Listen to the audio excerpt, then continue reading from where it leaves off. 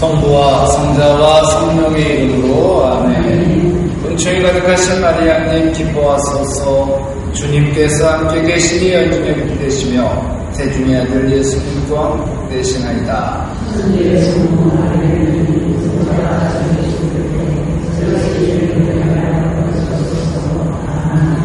성부와 성자와 성령의 이름으로 아멘.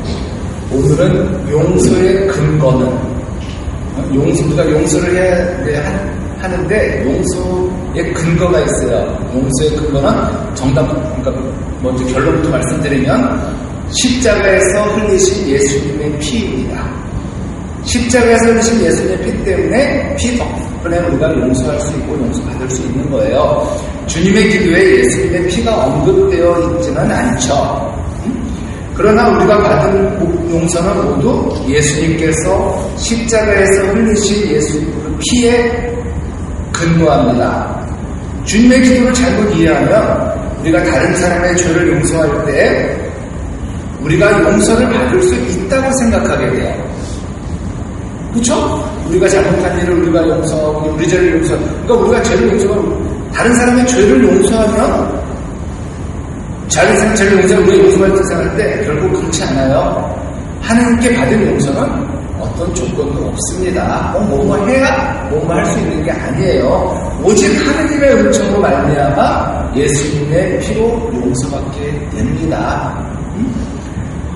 우리가 다른 사람을 용서하는 근거는 우리가 하나님께 받은 용서와 예수님의 본보기에 있어요. 모범에 있습니다. 우리는 결코 우리 힘으로 용서받을 수도 다른 사람을 용서할 수도 없어요. 오직 하나님의 은총으로 용서를 받으며 오직 하나님의 사랑에 힘입어 다른 사람을 용서할 수 있습니다. 내 힘은 안 돼요. 그리고 내가 무슨 또 자격으로. 성경은 우리가 지은 죄를 빚이라고 설명해요. 빚이라고 해요. 빚쟁이 할 때 빚. 근데 우리가 별거 아닌 것 같아도 우리가 국어잖아요. 외국에서는 악센트 때문에라도 못 알아듣는 경우인데 우리는 그냥 한국 사람들은 다 잘 알아들어요. 근데 달라요. 받침 때문에 뒤에 오는 단어가. 자, 하나님께서 빛이 생겨라 그랬어요. 그럴 때는 빛이에요. 빛이 생겨라. 빛을 받아라. 그리스도의 빛을 받으십시오. 근데 많은 분들은 빛이 생겨라. 빛을 받아라. 이건 머리빗이에요. 빛을. 이건 머리빗 씌우니까. 그리고 빛을 받아라. 빛을. 또 빚이라는 것은 내가 그 사람한테 빚진 게 있어. 빚을 갚어 좀. 지우시잖아요. 이렇게 연결이 되는데 빚이나 다 똑같이 마련하면 안 돼요. 다른 사람이 못 알아들어요. 알아셨죠? 이거는 별거 아닌 것 같아도 이게 특히 이제 독서하시는 분들은 이제 해설하시는 분들, 독서하시는 분들은 좀 세게 들어야 돼요. 하여간 성경은 우리가 지은 죄를 빚이라고 설명합니다. 그런데 우리가 지은 죄의 빚은 우리의 능력으로는 도저히 갚을 수가 없는 거예요. 자, 10,000달란트 빚진 걸 탕감해 주셨잖아. 10,000달란트. 10,000달란트가 얼만데? 응? 지금 우리 돈으로 한 사람이 이게 조가 넘는 돈이에요. 조가. 지금 몇 억만 있어도 좋겠는데, 응? 조 단위의 숫자란 말이에요. 그러니까 10,000달란트는 조 단위의 지금 금액인데 이건 뭐야? 갚을 수도 없는 거를 탕감해 준 거예요. 근데 그 사람은 100데나리온 빚진 사람한테 가서 뭐라 그랬잖아. 상상할 수도 없는 거를 받은 사람이 조금 갖고 이렇게 하는 거, 이거를 하면 뭐라 그러죠? 오직 예수님께서 십자가에서 흘리신 피값을 통해 우리는 용서를 받을 수 있어요. 그래서 마르코복음 10장에 보면 사람의 아들이 이 세상에 온 이유는 첫 번째가 섬김을 받으러 온 것이 아니라 섬기러 왔고 또 많은 이들의 죄값을 치고 그게 뭐예요? 피를 흘리러 와서 용서를 하시러 오신 거죠. 아무 조건이 없어요. 예수님의 피 값으로 예수님의 은총으로 용서받지 못할 죄는 없습니다. 근데 문제는 하나님은 용서를 다 해주시는데 문제는 우리가 사람한테 용서를 청할 수가 있어야죠. 내가 그러니까 재단에 예물을 드리려 할 때 너에게 원하는 사람 생각나면은 예물 갖다 오라 했잖아요. 그래, 예수님이 하나님은 그래, 난 너 용서하고 넌 나한테 이미 용서했어. 너 그 마음. 근데 너 나한테 용서 청하기 전에 쟤한테 가서 하고 가야지. 네가 잘못한 건 쟤잖아. 쟤한테 용서를 먼저 청하는 게 맞는 거 아닐까? 하나님이 이렇게 말씀하시는 거예요. 그거는 안 그래요? 보세요.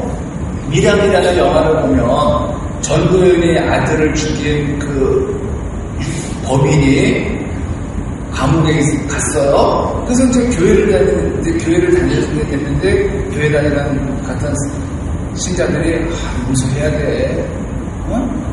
용서해야 돼. 항상 그냥 하든 뭐라 그러니까 용서하는데 어째 용서하고 면회를 갔더니 그 사람은 너무 잘 살고 있는 거야. 뭐라 그러면서 나 구원받았네 하면서 나 구원받았다 이거야. 하나님께서 나를 용서하셨다. 이 여자가 뭐라 그래요?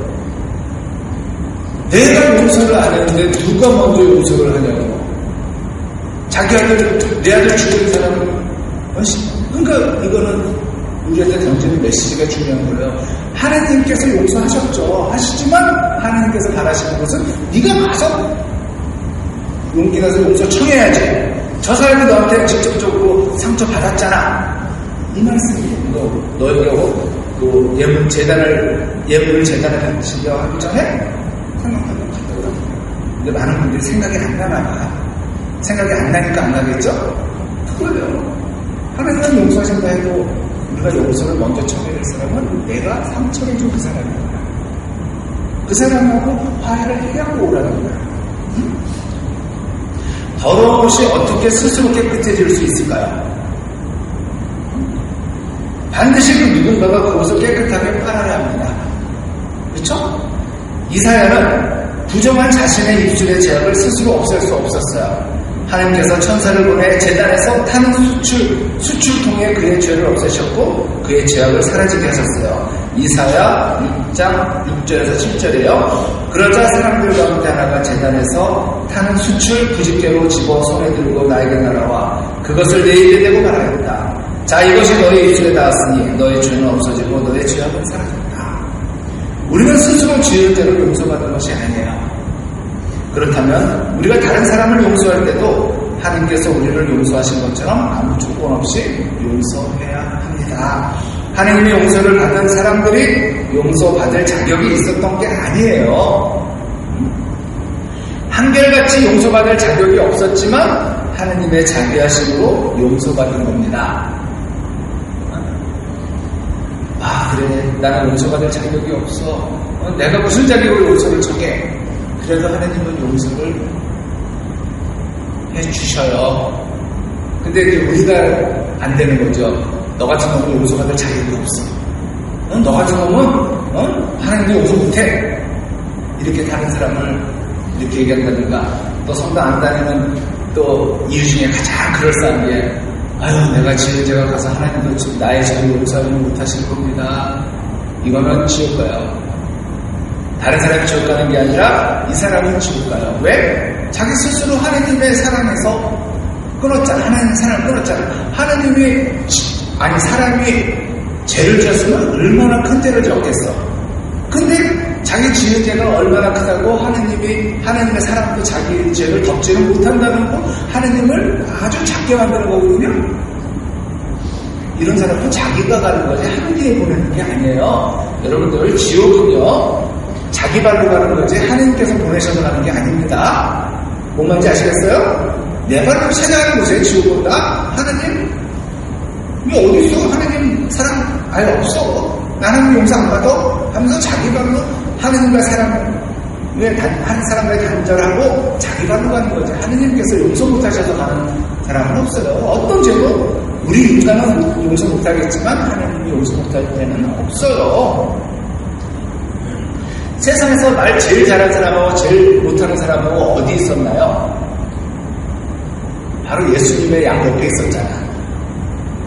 자도와 우도라고 그러잖아요. 오른쪽에 있는 강도는 참 말 한마디 잘해서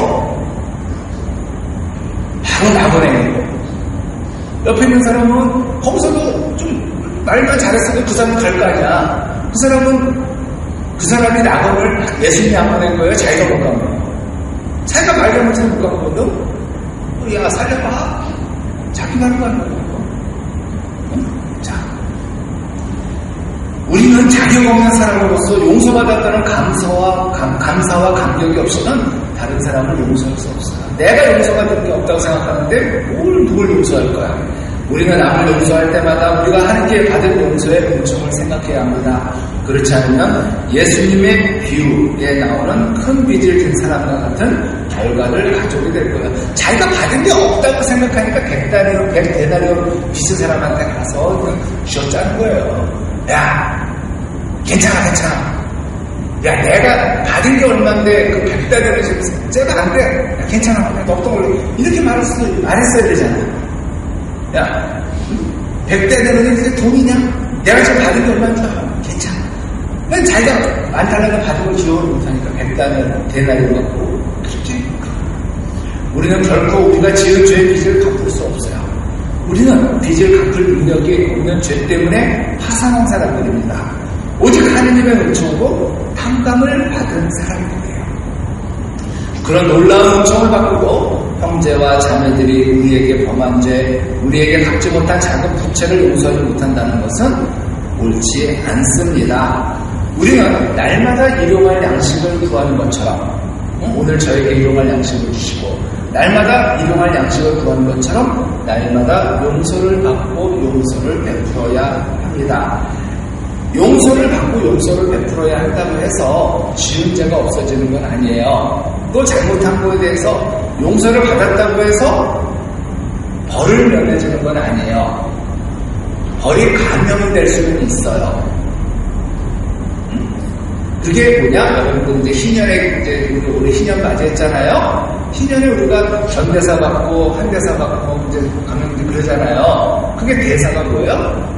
죄를 없애는 게 아니라 내가 받을 벌을 줄여주는 거죠. 그래서 우리가 사면이라고 하잖아요. 뭐 광복절 특사, 뭐 사면 받았다는 게 그 사람이 죄가 없어지는 게 아니에요.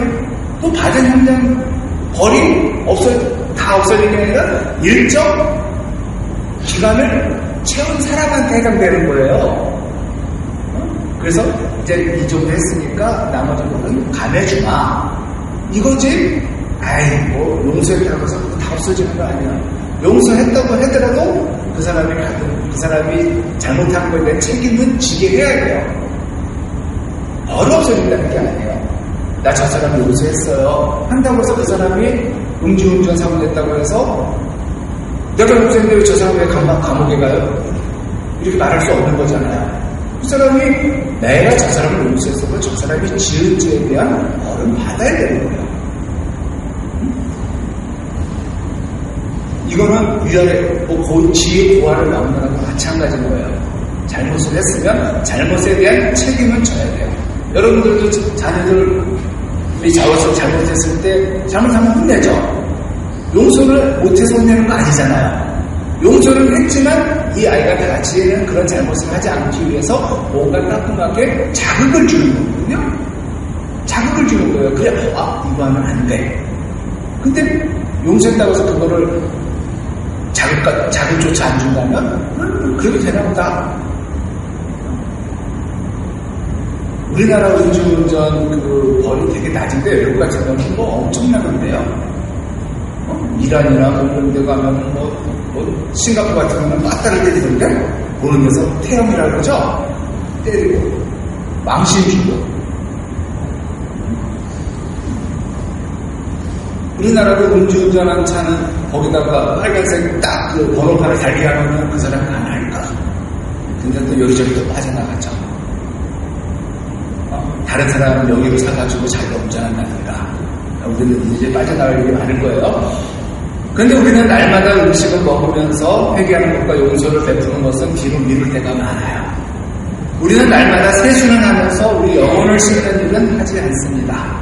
예수님을 믿는 순간 우리의 원죄는 용서받아요. 그때 우리는 예수님의 의로움을 점수받음으로 의롭게 됩니다. 하지만 날마다 짓는 죄를 용서받기 위해 날마다 회개해야 합니다. 회개는 매일 이루어지는 것이지 몰아서 하는 게 아니에요. 예수님께서 제자들의 발을 씻겨주실 때 그것은 단순히 발을 씻겨주신 것이 아니라 놀라운 교훈을 가르쳐주신 것이었어요. 제자들의 발을 씻겨주실 때 베드로는 예수님께서 자기 발을 씻겨주시는 것을 감당할 수 없다고 말했어요. 그때 예수님께서는 아주 중요한 말씀을 하십니다. 그래도 베드로가 예수님께 제 발은 절대로 씻지 못하십니다 하니 예수님께서 그에게 대답하셨다. 내가 너를 씻어주지 않으면 너는 나와 함께 아무런 목도 나누어 받지 못한다. 이 말을 들은 베드로가 놀랍게 반응해요. 그러자 시몬 베드로가 예수님께 말하였다. 주님, 제 발만 아니라 손과 머리도 씻어주십시오. 욕심이 많은 거예요, 이게. 더 받고 싶은 거지. 그러자 주님께서 베드로에게 아주 소중한 교훈을 주세요. 예수님께서 그에게 말씀하셨다. 목욕을 한 이는 온몸이 깨끗하니 발만 씻으면 된다. 너희는 깨끗하다. 그러나 다 그렇지는 않다. 이 말씀은 죄의 용서와 밀접한 관계가 있습니다. 우리는 예수님의 피로 죄의 용서를 받으면 예수님과 관계를 맺게 돼요. 그때 우리는 하나님의 자녀가 되고 원죄를 용서받습니다. 그것은 마치 목욕하는 것과 같아요. 그렇다면 발을 씻는 것은 무엇을 의미할까? 그것은 우리가 날마다 지은 죄를 고백하는 것과 같아요. 그것은 우리가 성화에 거룩하게 되는데 반드시 필요한 겁니다. 이미 목욕한 사람은 다시 온몸을 씻을 필요가 없다는 겁니다. 발만 씻으면 돼요. 그러니까 전 인격이 한 번 씻음 받는 게 있어요. 성경은 이를 의롭게 되는 것, 의하라고 해요. 의화, 거룩게 되는 것. 하지만 의롭게 되거나 용서를 받았어도 죄인은 여전히 하루가 멀다 하고 자기 발을 더럽히죠. 뭐 발도 발이지만 손도 그렇잖아요. 목욕했다고 해서 밥 먹을 때 손 안 씻는 거 아니잖아요. 그래서 날마다 씻음과 깨끗함을 받아야 합니다. 이것은 성화 또는 매일의 회개입니다. 여러분들이 이걸 할 수 있는 가장 좋은 시간은 자기 전과 일어나서죠. 특별히 자기 전에 지금도 목에 베개만 닿으면 주무시는 분, 잠드실 분 계세요? 지금도? 일단 자기 전에 보통 한 5분 정도, 10분 정도는 이런저런 생각 좀 하다 주무시지 않을까요? 아주 피곤하지 않은 이상은? 그럼 그때 그 시간을 가져보는 거죠. 그때 어떤 이 회개의 시간, 성찰의 시간을 가져보는 거예요. 자녀 아닌가? 양 두 마리 세지 말고 이런 걸 해보시는 거예요. 자, 하느님의 용서는 철저히 하느님의 자비하심에 근거한 겁니다. 그렇다면 우리가 다른 사람의 죄를 용서하는 것도 마찬가지예요. 예수님께서 두 가지 이유로 우리의 발을 씻어주십니다. 첫째는 우리에게 자비를 베푸시려는 것이고 둘째는 우리에게 메시지를 주시려는 것입니다. 그 메시지는 단순해요. 예수님께서 무조건적인 은총을 베푸셨으니 우리도 무조건적인 은총을 베풀어야 한다는 겁니다. 우리의 잘못보다 그리스도의 자비가 선행된 것처럼 우리의 자비도 다른 사람의 잘못보다 선행되어야 합니다. 그런데 여기서 중요한 건 무조건적인 용서를 했더니 지금 당장 하는 걸로 생각하는 경우가 많아요. 지금 당장 안 해도 돼요. 못해요. 받은 게 상처가 있는데 어떻게 당장 해? 시간이 걸리더라도 해야 되는 부분이지 지금 당장 하라는 건 아니에요. 여러분들이 주방에서 우리 옛날에 연필 깎다가 이렇게 손에 칼 들면은 뭐 연고 바르고 델밴드 바르고 한 2, 3일 갔다가 뛰면 여기 뭐 쭈글쭈글해졌다가 살이 붙어있죠. 그쵸? 이게 작은 상처는 이러면 돼요. 근데 우리가 뭐 흔히 암 수술하면서 개복을 했어요. 개복을 하면 이거 뭐 며칠이면 붙습니까? 거기에 뭐 후시리 한번 바르면 다음날이면 붙어요? 아니에요. 상처가 크잖아? 이거는 한 달이 가고 두 달이 갈 수도 있는 거예요. 그리고 몇 년이 가도 그 자국이 남아요, 안 남아요? 남아있을 수도 있죠. 그러니까 작은 거는 뭐 바로 할 수 있겠죠, 용서를. 그러나 안 되는 거는 안 돼요. 시간이 걸려요. 시간을 주세요, 자기한테. 그런데 말 생각만 죽어도 용서 못해가 아니라 용서를 하고 싶은데 너무 안 돼요. 주님, 그러니까 좀 당분간 좀 피하고 싶어요 라고 솔직하게 말씀드리면서 그 내공을 쌓는 시간을 좀 가질 필요가 있는 거예요. 나는 그런 능력이 없는데 뭐 신부가 뭐 강론해서 누가 뭐 해서 한다고 해서 하고서 나는 신자가 아닌가 봐. 예수님을 믿는 사람이 나는 그렇게 용서가 안 되지. 안 될 수 있죠. 내가 영향이 안 되면 어쩔 수 없는 거예요. 내가 뭐 이제 운동해야겠다고 시작해가지고 여러분들 이제 병원에서 운동을 해서 걸으세요. 산이 좋아요. 그래. 그래서 오늘 저기 검단산 꼭대기 한번 갔다 오실래요? 죽어요. 그럼 내가 운동을 하면 어떻게 해야 돼? 평지서부터 천천히 이렇게 늘려야 될 거 아니에요. 나는 지금 평지도 못 걷는 수준인데 검단산 갔다 예봉산 갔다가 왔다가 다음날 어떻게 돼요? 신부님 병자선사 좀 주세요. 병자선 연도나요? 그건 안 돼요. 자기에게 맞는 걸 해야 돼요. 뭐 흔한 말로 누우면 죽고 걸으면 산다는 말이 있어요. 그래, 걸으면 살아요. 근데 내 걸으면 산다는데 100m도 가기 있는 사람이 막 10km씩 걸으면 되겠어요? 늘려야죠. 이런 용서의 문제도 바로 그런 것 같아요. 내가 능력이 안 되면 능력을 키우는 게 먼저지. 그래서 오늘 당장 용서 못해도 여러분들 실망하지 마세요. 언젠가는 될 거예요. 시간을 자기에게 시간을 좀 주세요. 충분히 미워해 봐야죠. 예수님께서 제자들의 발을 씻어주시는 장면을 통해 우리가 배워야 할 아주 중요한 교훈이 있어요. 그것은 용서를 베푸시는 예수님께서 먼저 무릎을 꿇으셨다는 거예요. 이건 뭐냐? 내 용서를 좀 받아줘라. 내가 용서할 테니까 좀 제발 좀 용서 좀 받아라. 임마. 이 뜻이에요. 죄가 없으신 예수님께서 먼저 손을 내미셨다는 거예요. 근데 나는 용서 준다는데 제가 용서를 안 받으면 어떡하죠? 이것도 문제야. 곧 예수님을 팔고 부인하고 버리고 떠날 제자들에게 먼저 손을 내미셨어요. 잘못한 사람이 먼저 손을 내민 것이 아니라 잘못이 없으신 예수님께서 먼저 손을 내미신 겁니다. 바울은 예수님께서 용서의 모범이라고 가르칩니다. 에페소서 4장 32절. 서로 너그럽고 자비롭게 대하고 하나님께서 그리스도 안에서 여러분을 용서하신 것처럼 여러분도 서로 용서하십시오. 이것이 좋은 관계, 지속적인 관계, 행복한 관계를 맺는 비결이에요. 여러분들 가정이 지금 여러분들 대부분 짧게는 20년, 길게는 몇십 년, 40년 이상 살아오신 분들 계실 거예요. 지금까지 가정을 꾸리는데 가장 중요했던 덕목이 뭘까요?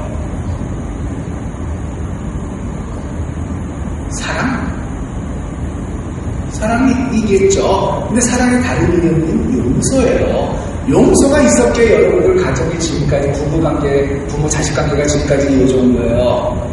용서가 없었다면 여러분들 가정 진짜 깨졌어요. 안 그래요?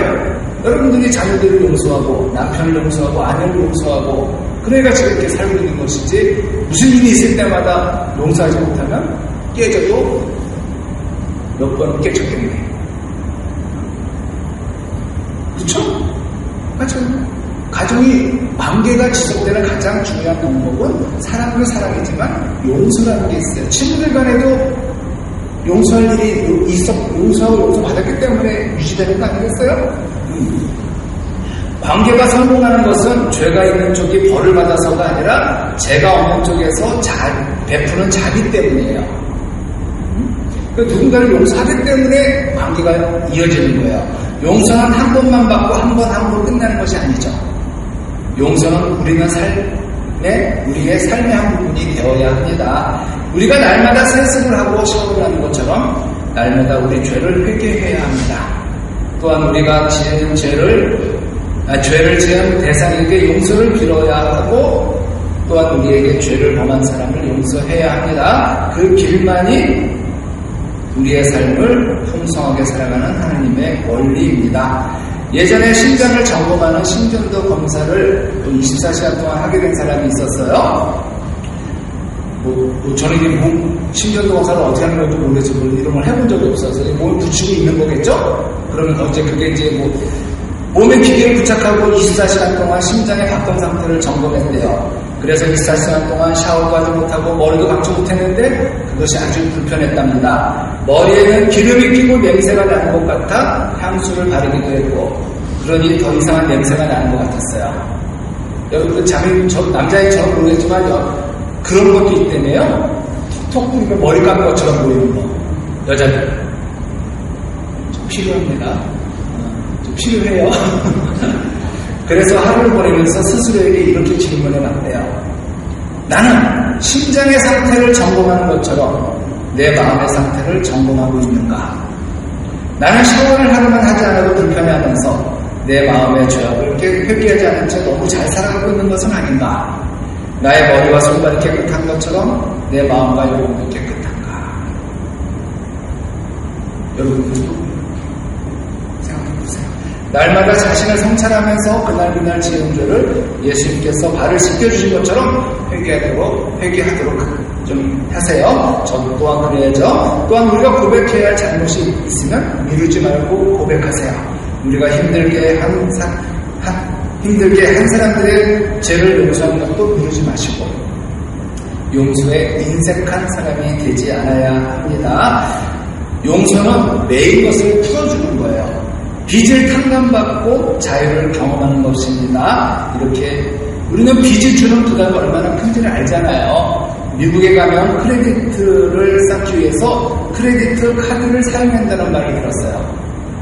우리는 한국은 게 많이 있는데 미국은 다 신용카드예요. 이걸 쌓아야 거기서 집도 살 수 있고 모두 살 수 있다는 거예요. 우리처럼 이렇게 할 살 때 일식을 이거 제가 옛날 20대 때 미국에 취업을 가려고 좀 약간 준비한 적이 있었는데 탈락됐어요. 왜 그러냐면 세금 낸 그런 거가 아주 미약한 거예요. 갑근세. 미국은 그걸 모르는 거예요. 이 사람이 세금을 얼마나 잘 내고 있나. 근데 저는 그때 세금을 그렇게 잘 내지 않았거든요. 우리는 어떻게 하면 세금을 퉁칠까 안 낼까 생각하는데 미국은 이 세금 내는 거 이게 신용이에요. 그래서 크레디트 카드를 잘못 사용했다가 이자 때문에 고생하는 사람들이 많다고는 해요. 크레디트를 쌓는 것이 아니라 빚의 노예가 되어 사는 거죠. 그것은 결코 가능한 즐거운 일이 아니에요. 우리는 가능한 빚을 지지 않아야 합니다. 그런데 우리가 하나님께 지은 죄는 우리 일평생이 아니라 영원토록 갚을 수 없는 빚이에요. 오직 하나님의 은총으로 탕감을 받아야 합니다. 우리는 하나님의 은총으로 용서를 받았고 결코 갚을 능력이 없는 큰 빚을 예수님의 십자가의 은총으로 한순간에 탕감받았음을 명심하고 우리도 그렇게 은총 속에서 살았으면 좋겠습니다. 용서하지 않겠다는 것은 그러니까 죽어도 용서 못해. 용서하지 않을 거야 이렇게 이제 하는 사람들이 있는데 용서하지 않겠다는 것은 스스로 고통 속에 살겠다고 결정하는 것과 같아요. 혹시라도 여기 계신 분에게 그런 생각이 있다면 여러분들은 이제 그만하세요. 왜? 본인만 힘들어요. 본인이 제일 힘들어요. 나 죽어도 용서 못해. 용서할 수 없으면 그 사람이 그럴 것 같아요? 그 사람은 용서 받으려고 하는 마음도 없어요. 근데 나만 힘들고 나만 밥도 못 먹고 잠도 못 자고 부글부글 끓어서 안에 속은 숯땡이 되고 내 속에 둘이 있는데 그럼 뜨거워요? 안 뜨거워요? 뜨겁죠? 근데 다른 사람도 안아줄 수가 없는 거예요. 그 사람도 뜨거워 보실까? 다른 사람이 밀쳐내는 거예요. 알아요, 다른 사람도. 용서하지 않겠다는 것은 스스로 고통 속에 살겠다고 결정하는 것과 같다. 미움의 감옥, 증오심의 감옥에서 자유롭게 되는 길은 용서밖에 없어요. 다른 거 생각하지 마세요. 나를 위해서 나를 먼저 생각하세요. 그래서 용서라는 거죠. 많은 영성가들이 나를 생각해라. 내가 살고 가야 되지 않겠냐? 그러기 위해서는 용서해야 되는 거예요. 용서할 때 새롭게 됩니다. 용서할 때 집단한 탕자가 돌아와요. 우리가 용서를 받고 또한 베풀어야 하는 용서는 평생 반복되어야 합니다. 용서, 쉬운 일 아닙니다. 그런 까닭에 소중해요. 용서는 모든 문을 열어주죠. 그래서 아무튼 이 용서 쉬운 거 아니지만 그래도 이제 참 어떤 분들이 그래요. 교수님, 제가 뭐 용서받을 일은 모르겠지만 용서할 일은 없어서 참 감사합니다 그랬어요. 용서할 일이 없다는 건 그래도 누군가가 그런 마음이 없다는 거잖아요.